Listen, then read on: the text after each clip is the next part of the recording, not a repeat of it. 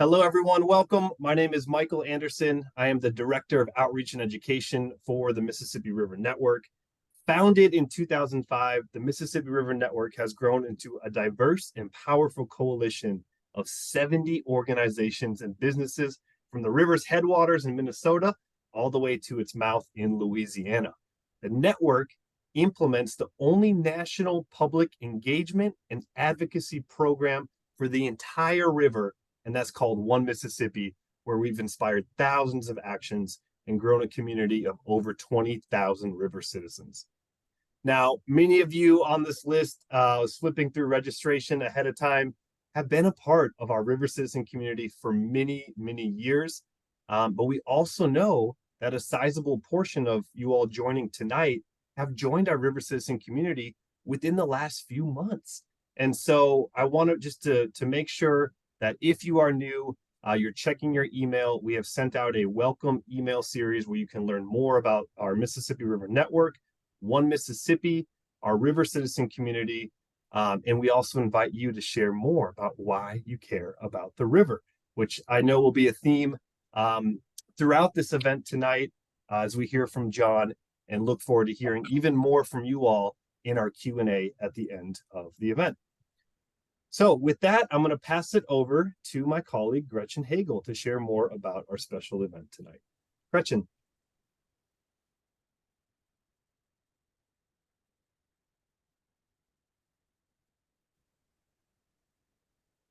She is muted. I can't hear her. Thank you so much. I was muted. Okay, I was following directions, so thank you. Okay, I am Gretchen Hagel. I am Development Specialist for Mississippi River Network. And as you may know, or actually you may not know, but World Rivers Day takes place each year at the end of September. And Mississippi River Network is proud that tonight's event is one of thousands of events taking place across the globe celebrating this international event. Here is a statement that we received from the World Rivers Day International Organization. Across the globe, millions of people and thousands of events, both physical and virtual, will mark World Rivers Day 2023 in what has become one of the largest environmental celebrations on the planet. With many of the world's rivers in a degraded state and facing increasing pressures associated with pollution, climate change, and industrial development, more than 100 countries will participate in this year's activities. This year's theme is waterways in our communities, with an emphasis on protecting rivers that remain in a healthy state, while also striving to restore those that have been damaged in the past. Many events will also profile themes such as the all-important link between the state of our rivers and the state of our oceans, the growing rights of rivers movement, and the significant impacts that climate change is having on many rivers. World Rivers Day is an opportunity for the whole world to come together to commemorate the importance of healthy, vibrant waterways. And this is from Mark Angelo, who is the founder and chair of the International World Rivers Day organization. So tonight's event, this event is a very important piece of the larger International World Rivers Day celebration. And we thank you so much for being part of this event tonight, and for all that all of you are doing for the people, the land, the water, and the wildlife of the Mississippi River. We are deeply honored and humbled to introduce our featured and highly esteemed presenter for this evening, John Anfinson. John has been researching, writing, and speaking about the Upper Mississippi River for over 35 years. He served as a historian and cultural resource program manager for the U.S. Army Corps of Engineers. He's been superintendent for the Mississippi National River and Recreation Area, which is part of the National Park Service. He's the author of The River We Have Wrought, A History of the Upper Mississippi, and the book River of History. And he's a contributor to the book Nature's Crossroads, all of those books you see on screen. We encourage you to find these books at your favorite bookseller. John is a guest speaker on American Cruise Line boats that operate between St. Paul and New Orleans, and he gives presentations on a variety of subjects covering the whole river. And tonight's presentation that you'll hear tonight is inspired by one of those many presentations that he gives on the river cruises. So we encourage you to grab a beverage or a snack and get yourself into a relaxed cruise mindset and enjoy tonight's presentation, The Long Journey of the Great River. Let's give a warm round of applause and welcome to John.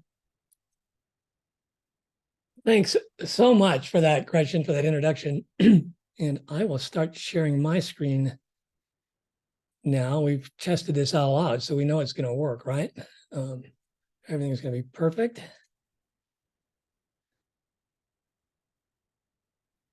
There we go. I assume we're good. Thumbs up, Michael, got it. This will be about 40 minutes, and this is in recognition of World Rivers Day. But I want you to know that this is while it's about the Mississippi River, I think this approach could apply to any river around the world. And all rivers have their stories of people who have traveled on and along them. If your heart is with another river, think about what I'm talking about in the context of your river. How could you do what I'm doing for your river? And while I want to thank One Mississippi for hosting this event, I'm going to reveal some of the many Mississippis the Great River has been. So this presentation is about travelers like maybe you who've been on a river, who have journeyed the Mississippi River over the past 200 years, and what we can learn about the Great River in America from those trips. In particular, I'm going to explore what about the Mississippi compelled people to take their trip.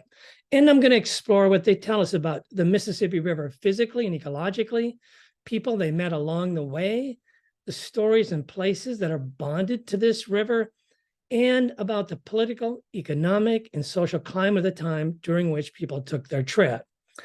I'll begin with three individuals who heard what one writer named the siren call of this tawny sinew of the gods. On August 25th, 1852, Juliet Starr Dana stood alone on the upper deck of the steamboat Dr. Franklin for more than 2 hours. Midnight passed, but she could not sleep. The 7-mile trip down the Fever River from Galena, Illinois to the Mississippi seemed endless. But the Great River rewarded her patience and her reverence. Before going to bed, she penned this in her journal. The scenery was enchanting, and I was well paid for my perseverance. Directly after we got into the river, the moon came out in all her splendor. In the engine, which till then had given but feeble puffs winding slowly through the intricate navigation of the Fever River, now came out in all its high-pressure noise and bustle, shaking our very souls within us. And I went to bed feeling that I was indeed on the Father of Waters and had turned over a new leaf in my existence. The 35-year-old Dana's wealthy husband had left on another overseas business venture. So accompanied by her son and a friend, Dana set out from New York City on her own adventure. In 1852, Mark Twain was still Samuel Clemens and only 17 years old. And yet the Mississippi River possessed such renown that traveling on it could be a life-fulfilling experience. In October 1933, Clarence Young launched the Betsy Nell, his awkward houseboat, into the Mississippi River in Minneapolis. She floated on 80 55-gallon oil drums and was propelled by 2 Model T engines. While planning his trip, he walked through an oak savanna north of St. Paul with 2 women friends. After we'd eaten our fill of berries, he wrote, we lay upon the warm grass of a hillside in the shade of a large oak tree. We got to roaming in our fancies, traveling to faraway places. I took them with me on the great river, where I knew I would soon be going. Once on the river, they could not wait for the next bend to unfold and reveal the charms and romantic history of some old town. Soon, he said, they wanted to go gypsy wild with me and with me sail the long adventure of the great river. The 27-year-old Young hoped to escape the Great Depression and find inspiration for his poetry and prose. In the summer of 1953, 24-year-old Charles D. Sharp caught a ride on a towboat pushing 6 empty oil barges to New Orleans. He then hitchhiked back to Minneapolis, retrieved his car, drove up to Lake Itasca, the Mississippi source, and then he motored all along the river to Venice, Louisiana, some 70 miles below New Orleans. He had returned from fighting communists in Korea, and he found Senator Joe McCarthy hunting for communists in America. Sharp felt the world was coming unglued, and he turned to the Mississippi River to find his center. To him, the Mississippi River was, he said, America's yellow brick road. It was, he insisted, as central to American culture as Old Glory itself, as the American flag itself. He hoped to produce a movie about a newly married couple floating down the river on a raft like Mark Twain's Huckleberry Finn and Jim.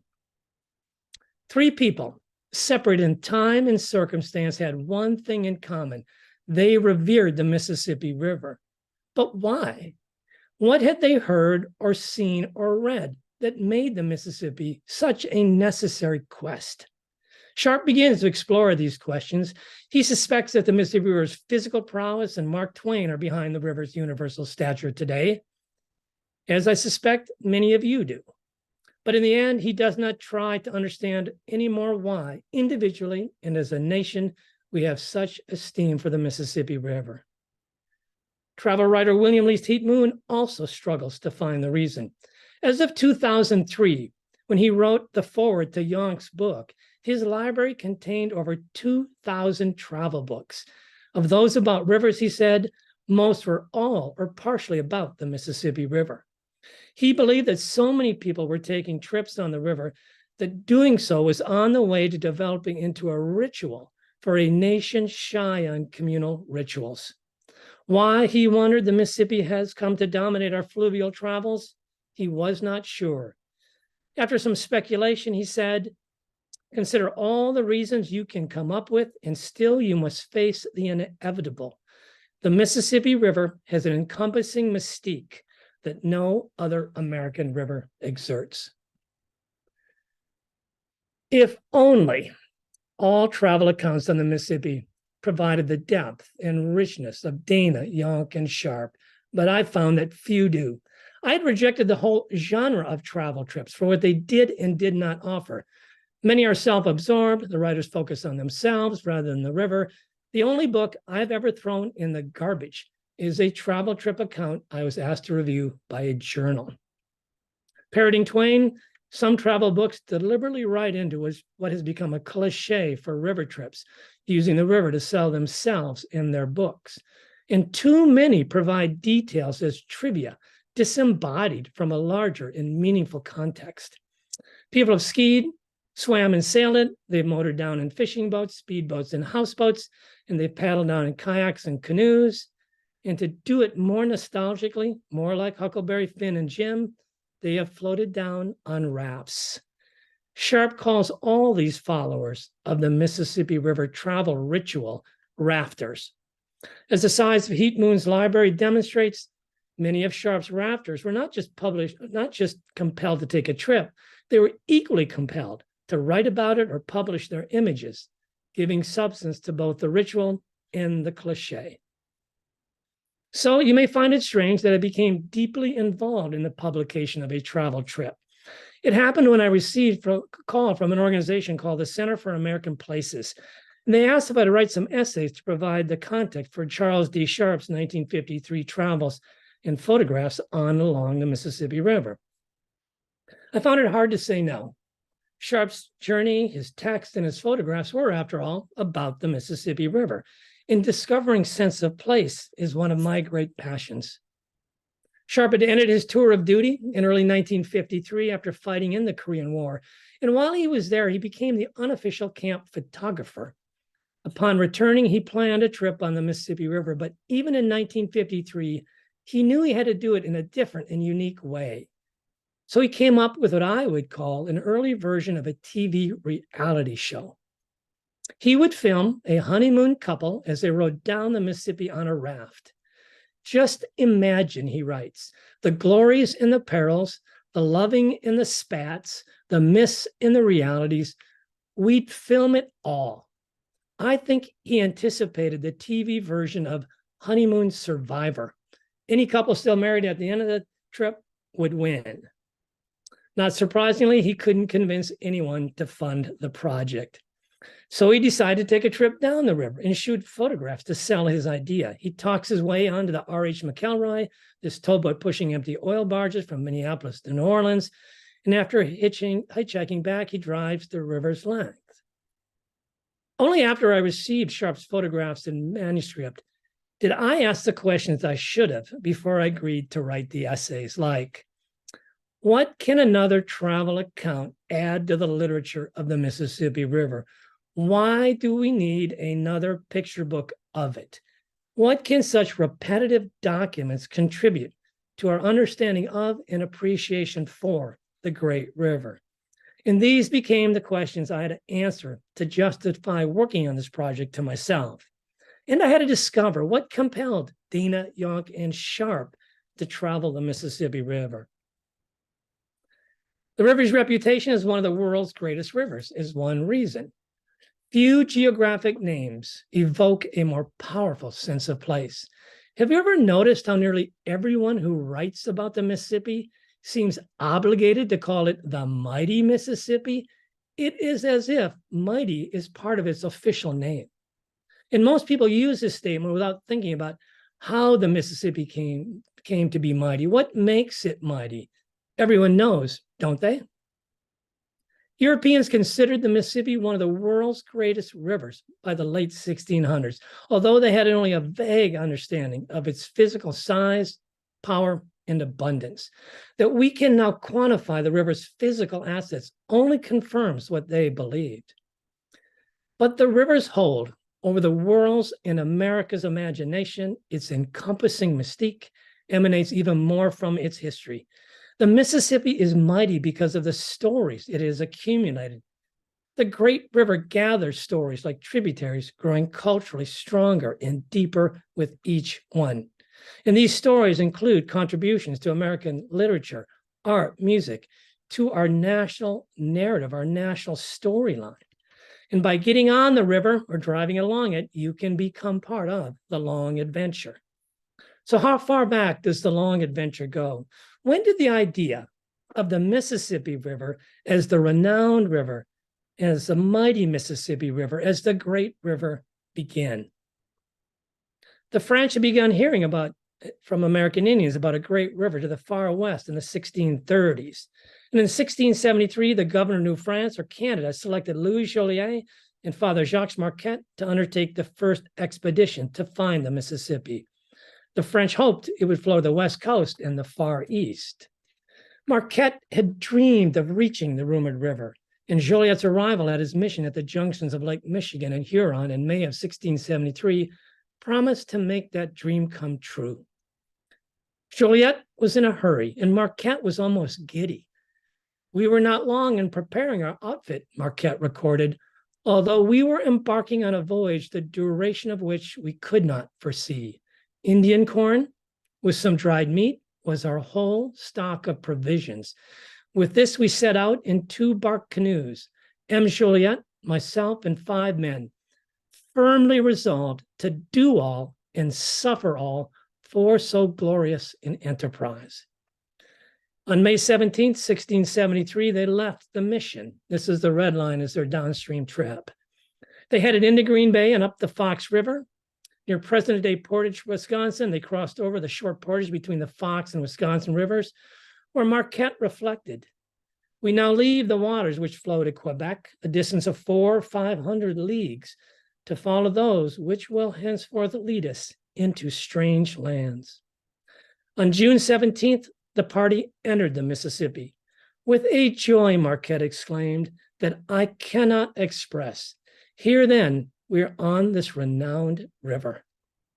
Think of this. The Mississippi was renowned 350 years ago, and Marquette and Joliet were the first Europeans to knowingly and intentionally reach it. Hernando de Soto had crossed the Mississippi in 1541, died on its banks and was now Arkansas in 1542, and his body was committed to the river by his men. And the expedition's survivors built 7 boats and fled down the Mississippi to the Gulf of Mexico. But neither De Soto nor the survivors knew what they had found, and Spain did not follow up. From the Wisconsin River's mouth, Marquette and Jolie headed downstream as far as the Arkansas River in southern Arkansas. But the Quapaw Indians warned them not to go any further. Tribes downriver, they said, would kill them or the Spanish would capture them. Convinced the Mississippi didn't flow to the far east and it was going into the Gulf of Mexico, most likely they headed back. And although the court of King Louis XIV initially withheld any account of the trip, it soon leaked out and the Mississippi River's fame began growing. And the desire to confirm the river's outlet to the Gulf of Mexico became an obsession for René Robert Cavelier, Sieur de La Salle. Traveling from Lake Michigan and down the Illinois River, de La Salle's party reached the Mississippi late January 1682.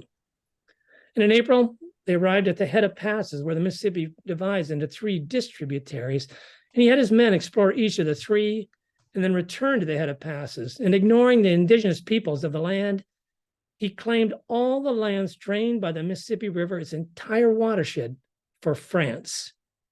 From this time on, the river's fame and importance in international and American history would grow. As European countries began colonizing America, the Mississippi became central to the international ambitions of England, Spain, France, and after 1783, the United States. America had acquired most of the east side with the Treaty of Paris, which ended the Revolutionary War in 1783. And on July 4th, 1803, Thomas Jefferson would purchase for $15 million what became the Louisiana Purchase. The Frenchman who turned over Louisiana to the U.S. knew what France had given up. He called the Mississippi the Nile of North America and predicted that the world would soon see its bosom darkened with 1,000 ships belonging to all the nations of the earth and mooring at the quays of another Alexandria. The Mississippi River's reputation was so well established by 1820 that early travel writer Timothy Flint called it far famed.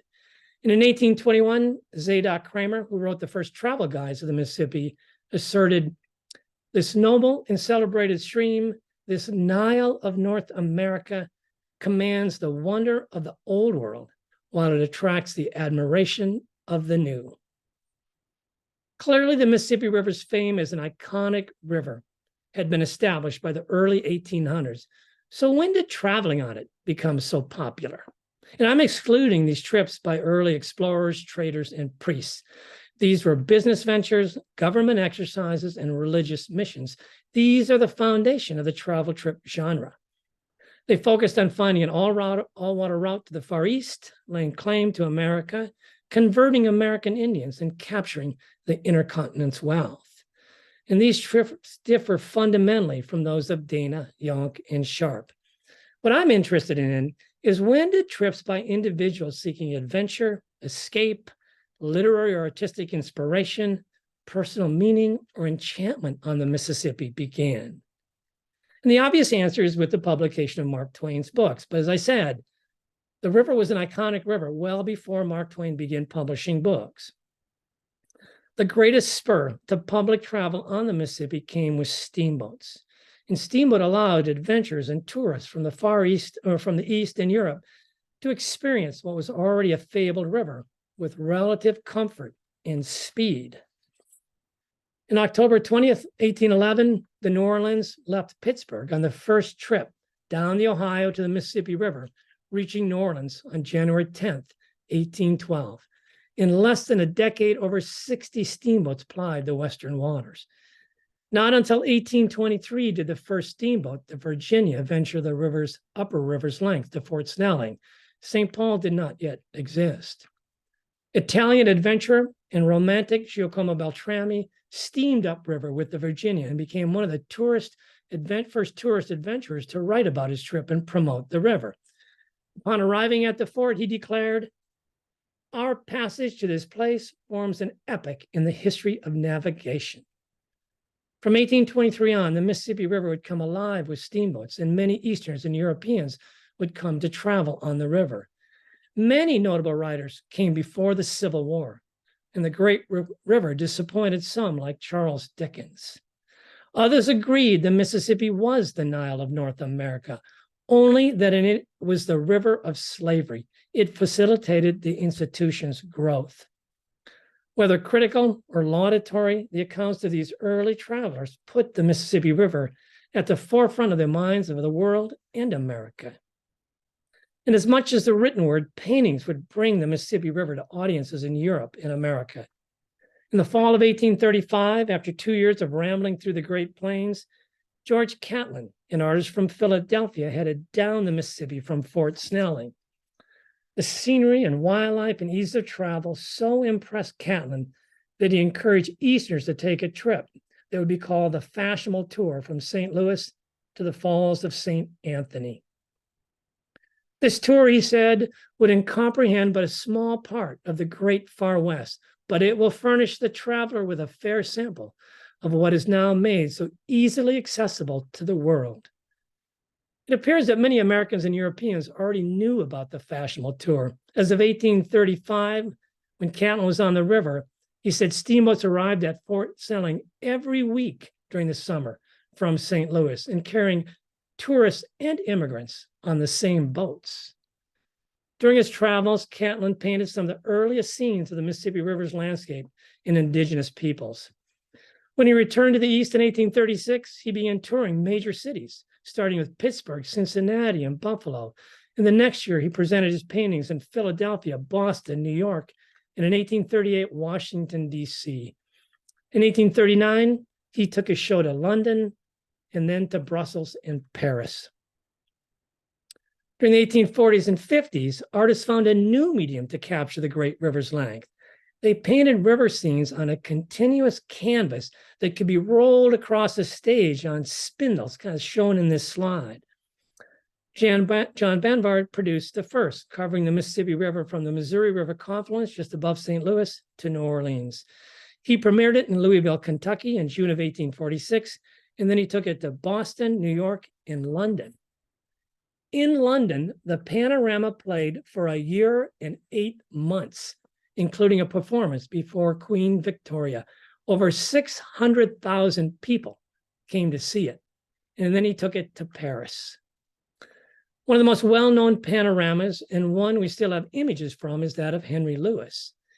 He completed in 1849, and he captured the Mississippi River from St. Anthony Falls all the way to New Orleans.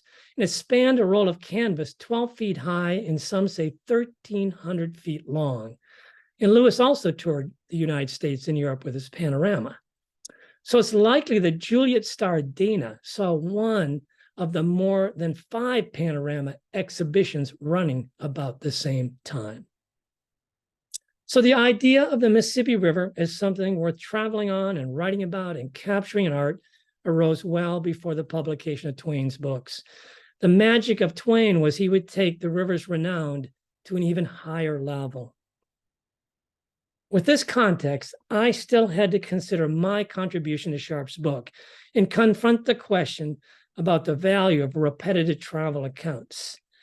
And it was working on Sharp's book and the essays for it that I learned travel trips tell us many things. Things the travelers wanted to tell us and things they did not intend to. They provide a context for the time in which the trip took place. They show us what the river was like.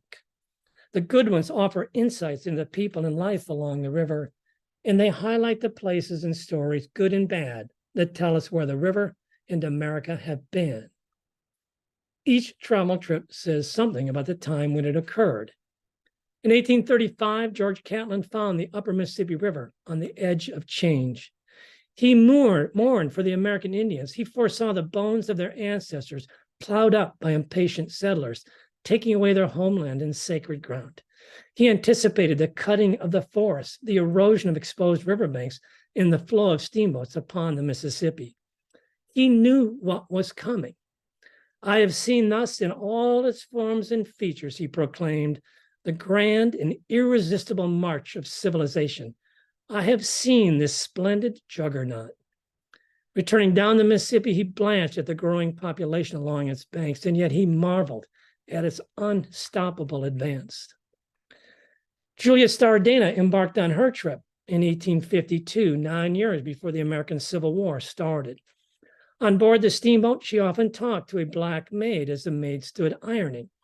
The maid's story was an exception, but says something about the complexity of the institution of slavery and human relationships. Dana wondered whether the maid was a slave. Asking, she discovered that the maid had grown up a slave in New Orleans, where a Dr. Rice had purchased her. During their 17 years together, they had several children. Rice freed her and left her, Dana says, with comfortable property.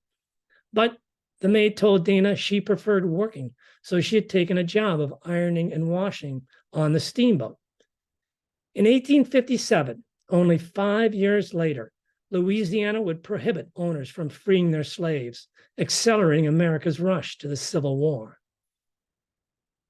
The Great Depression of the 1930s comes out in Clarence Young's book, but Young describes another hallmark of the 1920s and 30s, prohibition.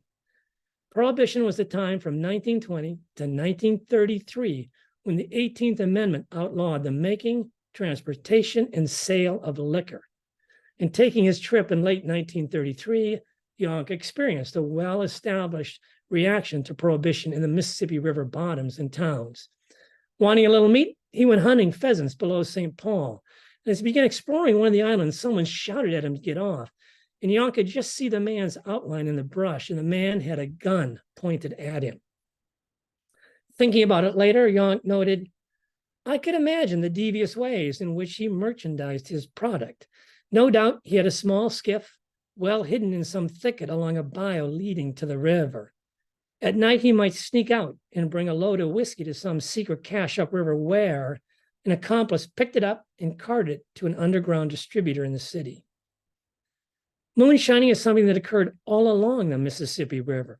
When Harold Speakman visited Memphis during his 1925 trip, he reported that not long before he arrived, it had been impossible to get gasoline on a Sunday.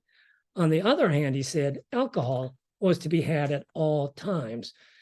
No, the island across the river, he said, was jammed with stills, and no one in Memphis would loan a boat to a prohibition agent because it would either disappear or be sunk. When Charles D. Sharp sought to escape the world on the towboat R.H. McElroy in 1953, he could not elude the anxiety of his time. Upon entering the pilot house, a sign above his head read, Atomic Attack Provisions for Merchant Vessels in a Port. I'm particularly interested in what travel trips tell us about how the Mississippi River has changed physically and ecologically. Dana reveals what traveling on the natural river was like, the river before locks and dams and other navigation improvements. Dana's boat may have sat 18 to 24 inches into the water, but that was too much. On August 26, 1852, somewhere near Prairie du Chien, Wisconsin, she said they were 2 or 3 hours aground on a sandbank, but after many strenuous efforts, succeeded in getting off. The next day, they grounded twice in the night. And she observed, in some places, as we go along, we stir up mud and can feel the bottom of the boat grating over the bed of the river. Dana's account confirms what the Corps of Engineers would later document. From St. Paul to the Wisconsin River at Prairie du Chien, the low water depth of the sandbars was 16 to 20 inches. All the way down to St. Louis, it was only 2 feet. It's not just folklore that people could once wade across the river. On this map, the areas in dark blue have a depth of more than 3.5 feet. The areas in light blue might only have inches. And as you can see, there's no continuous channel. The natural river supported a vast array of wildlife. Charles Landman traveled up the Mississippi River from St. Louis to St. Anthony Falls in 1846, 2 years before the first dam would begin transforming the falls into the economic engine that would give rise to Minneapolis as one of the world's leading flour and timber milling centers. Landman wrote, "These falls seem to be the grand headquarters for the eagles of the wilderness, which congregate here in great numbers." St. Anthony Falls was the head of fish migration on the whole Mississippi River, and fish gathered there in massive numbers to spawn, allowing the large number of eagles. Albert Tousley and Clarence Young offer vivid details showing how quickly Catlin's splendid juggernaut changed the river's environment by the 1920s and 30s. Tousley headed downriver from St. Paul on July 4th, 1925. When he and his companion reached the suburb of South St. Paul, he says they scurried past, and he explains why. It was a holiday. Neither the Swift nor Armour packing plants were running, but the shore near the plants was lined with blood and refuse. The stockyards accounted for over a quarter of all the pollution leaving the Twin Cities. 8 years later, Clarence Young launched his houseboat, the Betsy Nell, into the Mississippi River in Minneapolis. And more powerfully than any statistics, he captured the extent and impact of pollution. The Betsy Nell, he wrote, has been lowered into the sewage-laden water where fish die, bloat, and turn idly about in the eddies, showing their worm-infested bodies like a curse to the men who infected their world. Continuously, their white mouths nudge the manure of humanity, the offwash of the streets and gutters. And here, curling under our starboard side, a brown foam bubbles and steams. Such is our baptism into the great river.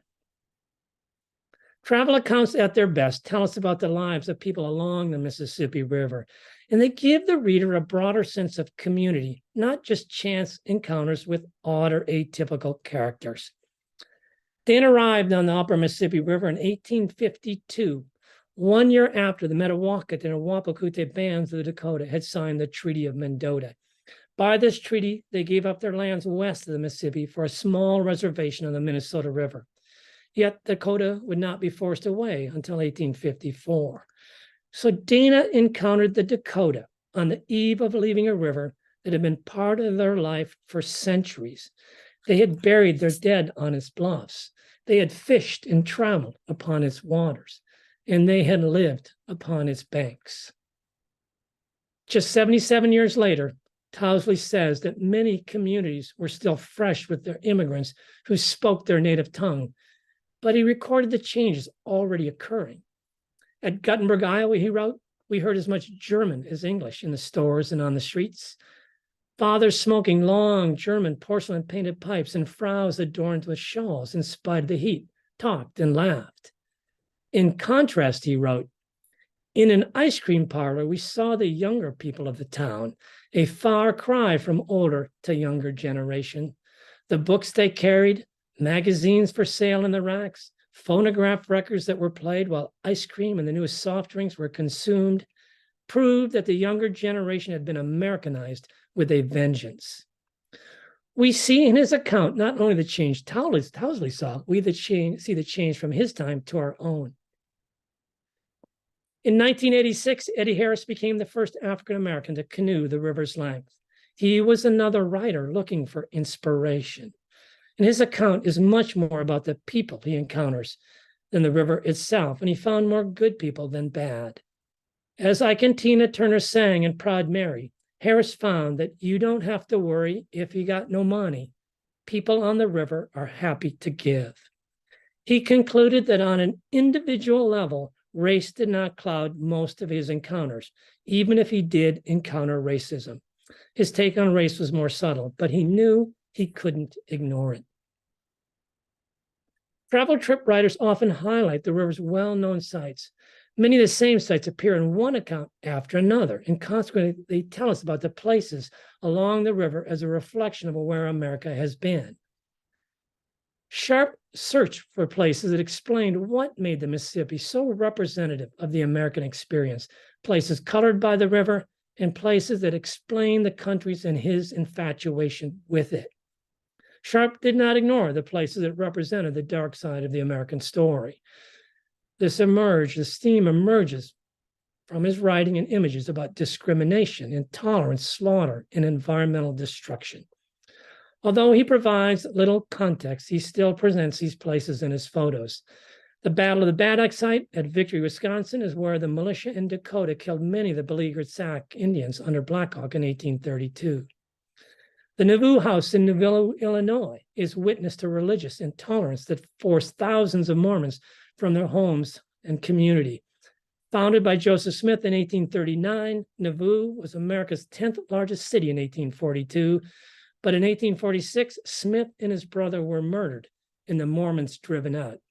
I've learned there's a lot more to this story, And I've told you, Joseph Smith was guilty of many offenses, including the destruction of a newspaper that dared to question him.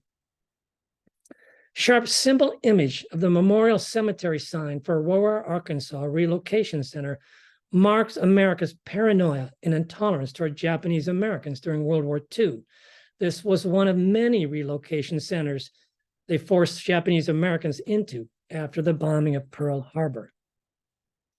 Traveling through the Jim Crow South in the 1950s, Sharp could not ignore the issue of race. Southern states had passed laws at the state and local levels enforcing racial segregation. And his photo and remarks on the Chemical Corridor, Cancer Alley, beginning at Baton Rouge, Louisiana, emphasizes America's lack of accountability for what we do to the river and to each other. These sights and stories explain why in 1986, Eddie Harris observed, "The Mississippi River is laden with the burdens of a nation." Sharp and other travelers highlight the river's positive stories too. Towsley captures the cultural developments like the blues.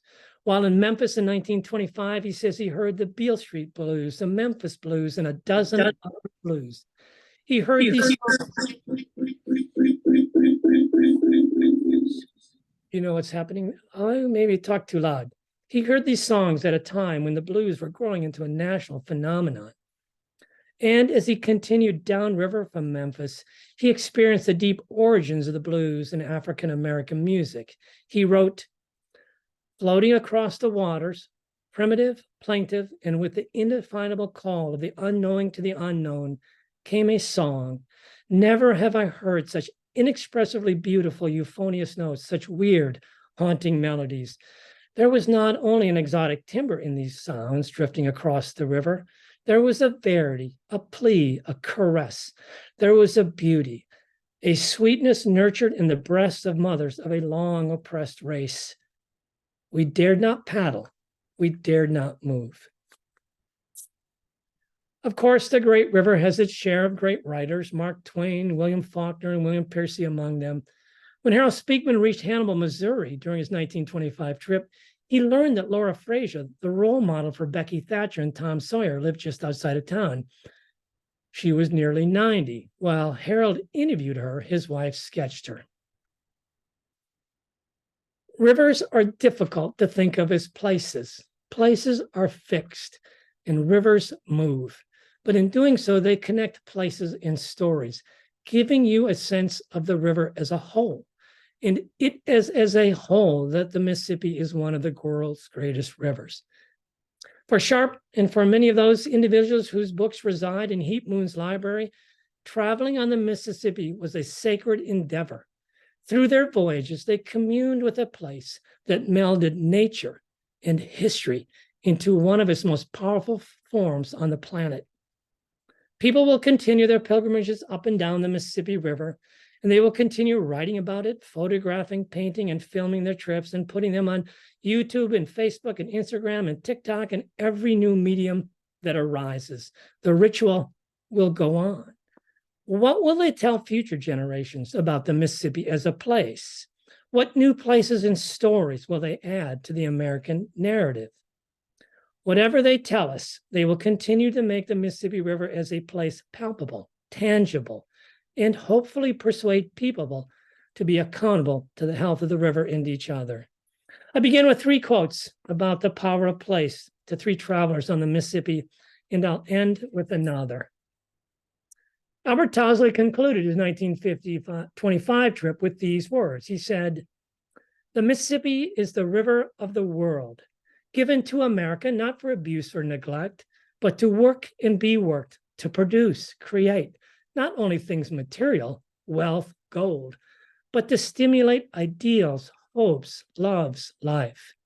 In its fierce power, its ruthlessness, its intense beauty, its laughing windings to the far north, its deep voice roars on the lower stretches, its changes, its versatility, voluptuous love of living, it is all the best and worst of these United States. It is more American than any other thing or person or force or feature of the land. The waters of this stream are gathered by the sun and wafted on the winds and skies to the far corners of the earth. If people listen carefully, they may hear its message, the message of America, sometimes weak in its strength, sometimes charitable in its greed, but always vibrant with the joy of being, always keenly aware of the beauties of the present. At some level, you are all here because you heard what Towsley named the tawny sinew of the gods. When you travel the Mississippi River or your river, consider that, like all travelers before you, the images you take, the correspondence you send, the media you post in whatever format will capture the river and life along it at a unique time and in a unique way, but always anchored to those who came before you. So I want to thank One Mississippi again for hosting this presentation. I hope that whatever I've said resonated for you and for whatever river you are most passionate about. Thanks. I'm going to stop sharing.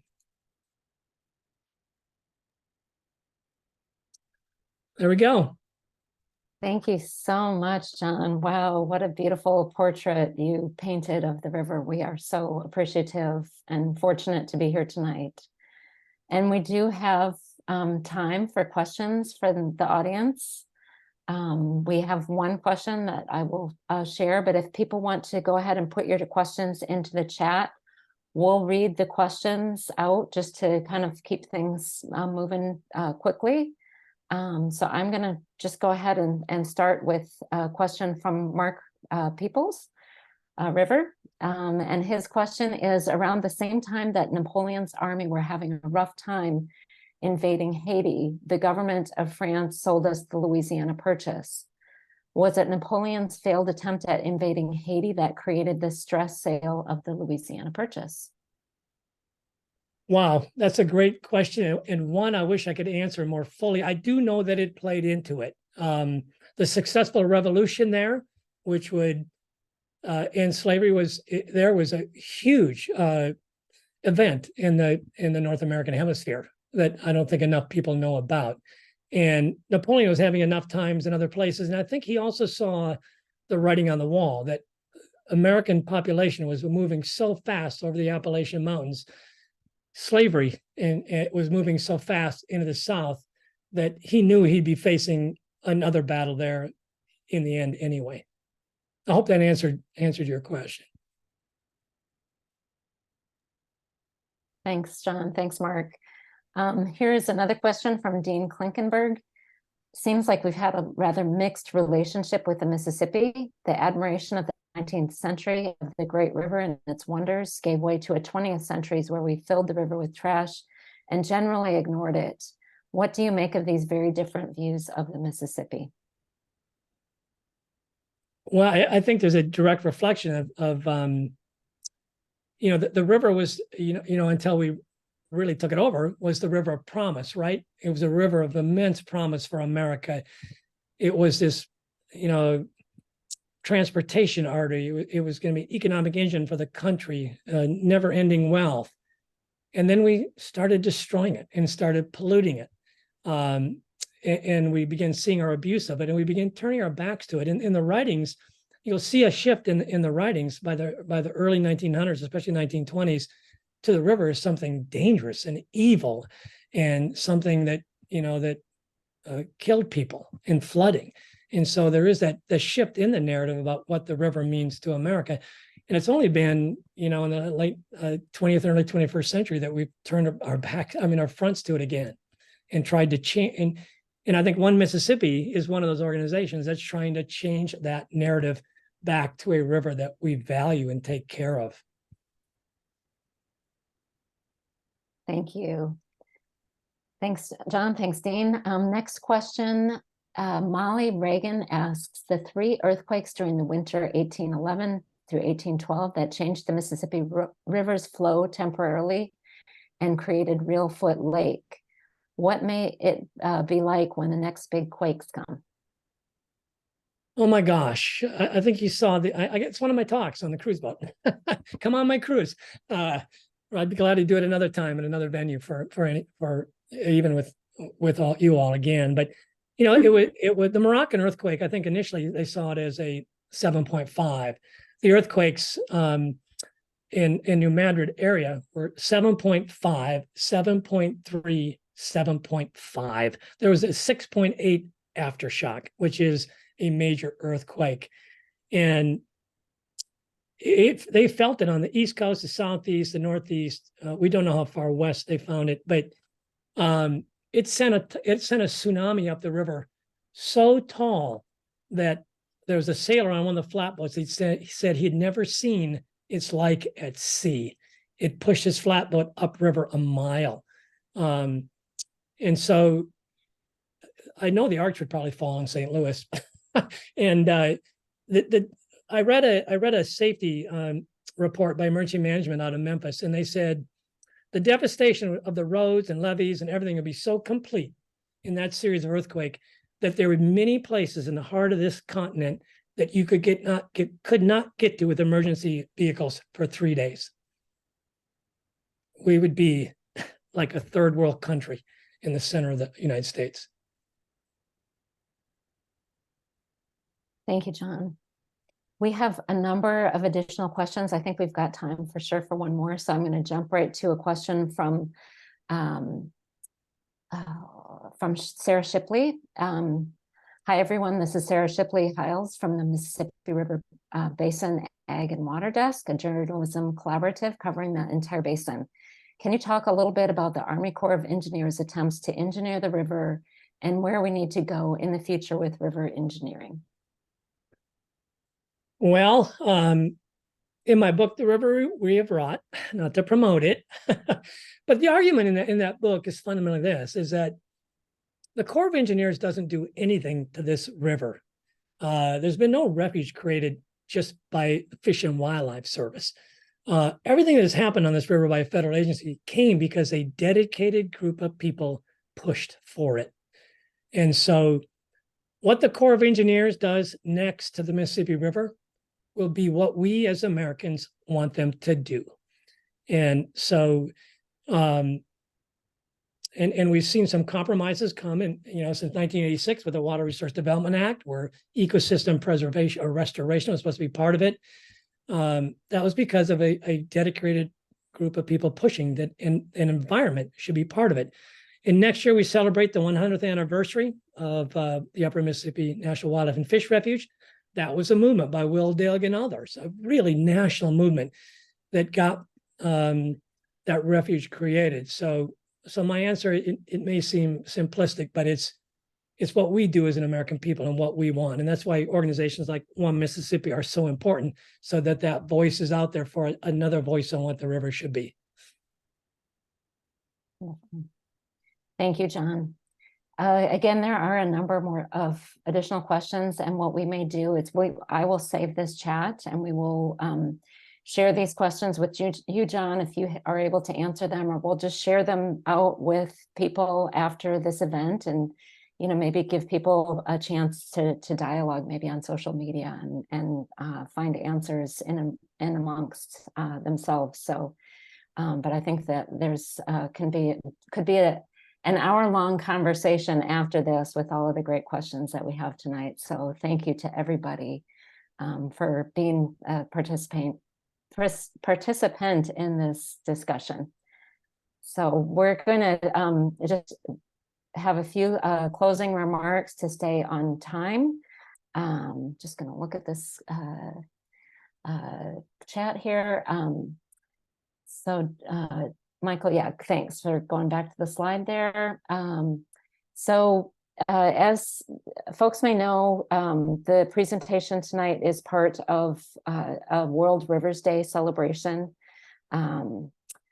Mississippi River Network and One Mississippi, for us, World Rivers Day is an important fundraising campaign, and we have set a really modest goal of raising $3,000 for the people, land, water, and wildlife of the river. And while it is free to attend this event, and we are so grateful to John for his wonderful presentation tonight, and grateful to everybody for being part of this, we certainly appreciate any support that you're able to offer. Many of you made a donation with your registration, or as part of our fundraising campaign already, again, thank you.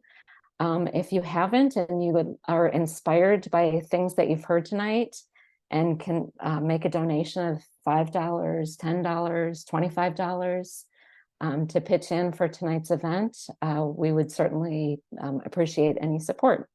There's a QR code on screen, and Michael or if somebody can put the link into the chat, that would be great as well. And Misa, if you could talk about the webinar that we have coming up on Wednesday or on Thursday. Happy to. Hi, everyone. My name is Misa Khan. I'm the Policy Director at the Mississippi River Network, and we would love for you to join us. Let's continue this great momentum that we have tonight, celebrating World Rivers Day by learning together more about how climate change is impacting our Mississippi River. I saw in the chat some folks kind of bringing up climate change, which I think is a great segue. Hold that thought. Join us on Thursday, September 28th, 1 to 2 Central. We will have Professor Gobler, who has been researching the impact of climate change on harmful algal blooms and toxins like microcystin. We'll also hear from 2 MRN member organizations, so Alicia from the Iowa Environmental Council, as well as Matt Rhoda from Healthy Gulf, to learn more about how our Mississippi River states are responding to climate change and its impacts on the river. So hope to see you there. The QR code is there that will take you right to registration, and otherwise you can check out info on our website.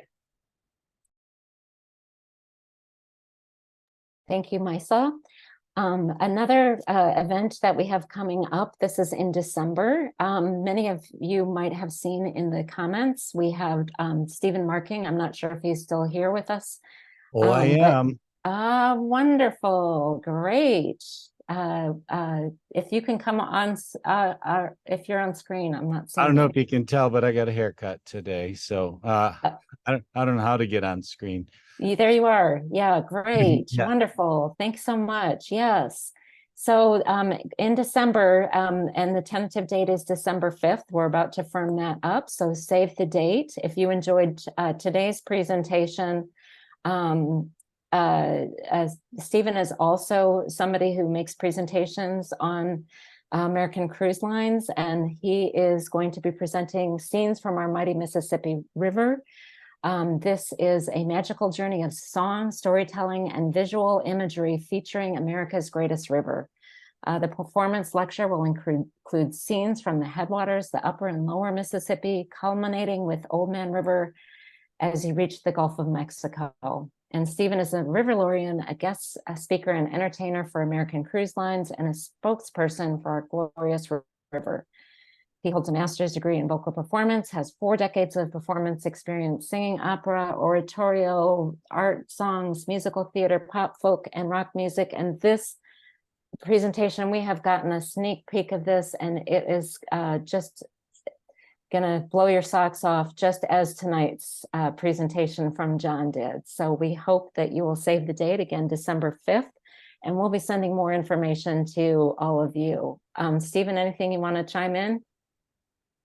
No, I'm just really looking forward to the event. I'm sitting in Winona on board the American Serenade and doing my show, Our Mighty Mississippi, tonight.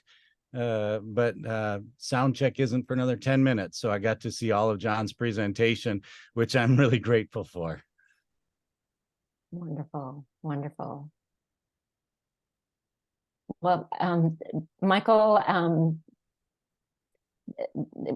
I would, and all of the Mississippi River Network would just really like to extend, just if everybody could just give a huge round of applause to John for just a wonderful presentation and experience tonight,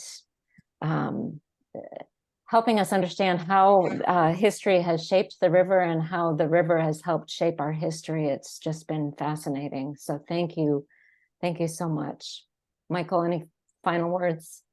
What I'll close with is be on the lookout for a follow-up email after this event. If you were like me, you are going to want to revisit this recording. I could not write down all I wanted to write down fast enough. It was a tremendous overflowing showing of care and knowledge that you provided with us tonight, John. So thank you so much for that. So please all be on the lookout for your email. We'll have the recording, as well as links to buy John's various books. The River We Have Wrought was one of the first, just a personal note, was one of the first books I read when I started getting into this river work. And it really provided a solid foundation that it just builds from there, right? And as we saw and heard from John tonight, you start pulling one thread on the story and the whole tapestry starts appearing. So so much to keep learning. And I'm sure John will be the first one to say of encouraging all of us to be a lifelong learner. So be sure to put John's books in the follow-up email. Encourage you all to check those out. And then lastly, just on a note for our River Citizen community, for everyone that is here today, you know, as John mentioned, it takes a dedicated group to drive change, to make a difference, to make an impact. And when we're talking about something, you know, as big as the Mississippi River, well, we really need all of us. We need a really, really big team. And so when you do receive emails from One Mississippi, I highly encourage you to reply, right? We often put questions in those emails to learn more about you. And so when you have a minute, respond to those emails.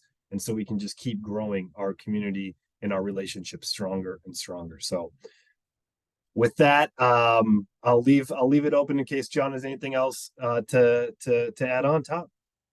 No, I just want to thank everybody for joining me, and One Mississippi for hosting this, and I hope it all has led you to. I'm waiting for people to get gypsy wild again about the Mississippi.